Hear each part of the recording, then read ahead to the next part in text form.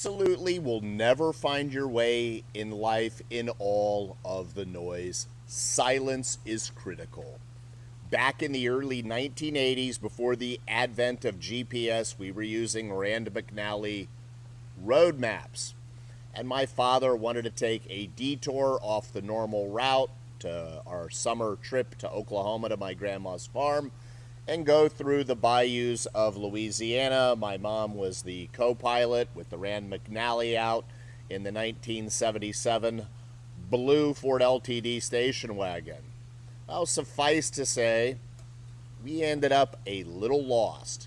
And we were on this road that was, questionable. It looked like something you might see in one of these modern era horror movies.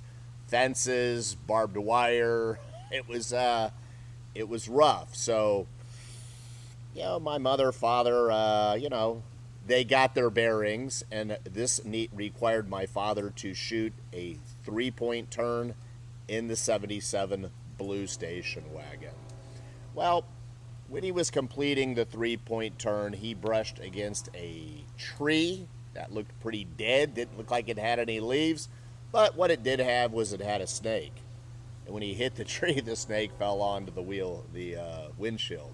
So then my father hits the gas and he's doing this stuff to zing the snake off. And the snake was probably like, what the hell am I doing in my car right now?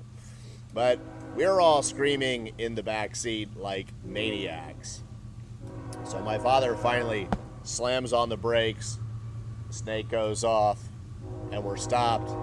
Disaster averted. At which point, and I will never forget this for the rest of my life.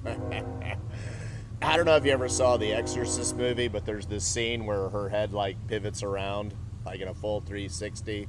Well, my dad somehow stayed facing that way, but I tell you, his head pivoted around in a 180. And he said, "Would you please shut up?" Because we're all screaming back there. "I can't find my way in all of this noise.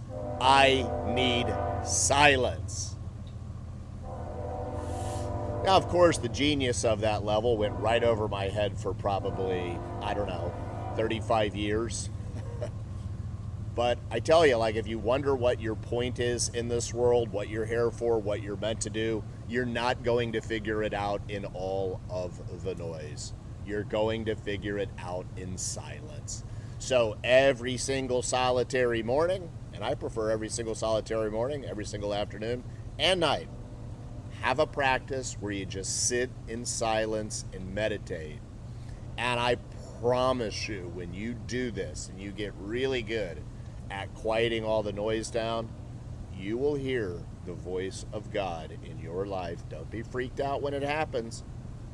And you'll be maybe even a little bit sad that you'll know it was there all along, but at least you figured it out now. But the noise is a tactic of the devil, and as somebody put as a comment on one of my videos earlier this week, I'm telling you, pretty much 99% of the world is noise. But have a great God day, have a silence practice, and we'll see you next.